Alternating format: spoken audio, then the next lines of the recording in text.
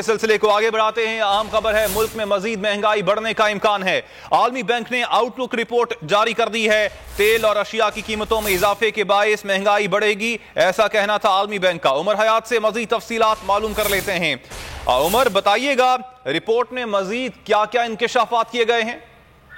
बिल्कुल जी कामरान, आलमी बैंक की जो रिपोर्ट जारी की गई है इकोनॉमिक आउटलुक, उसमें ये बताया गया है कि रवा माली साल जो है वो पाकिस्तान में महंगाई मजीद बढ़ने का जो है वो इम्कान है। और इसके साथ साथ हुकूमत की जानिब से जो GDP की शरह नमू का हदफ रखा गया था 3.4% जो है वो 4.8% रखा गया था, लेकिन जो आलमी बैंक की फोरकास्ट आई है उसमें उन्होंने कहा है कि रवा माली साल माशी शरह नमू जो है वो 3.4% रहने का इम्कान है और ये शरह नमू 2023 में पहुंच जाएगी।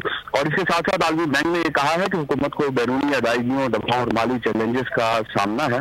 और फिर स्टेट बैंक ने हाल ही में जो पॉलिसी शरह में इजाफा किया है, हुकूमत जो है वो तवराई के शोबे को बेहतर बनाने पर तवज्जो दे रही है। आइंदा माली साल करंट अकाउंट खसारा बीच जो है वो बढ़ने का उमर, आपने अपडेट किया, आपका शुक्रिया। सब्सक्राइब करें और बेल दबाएं ताकि कोई खबर रह न जाए।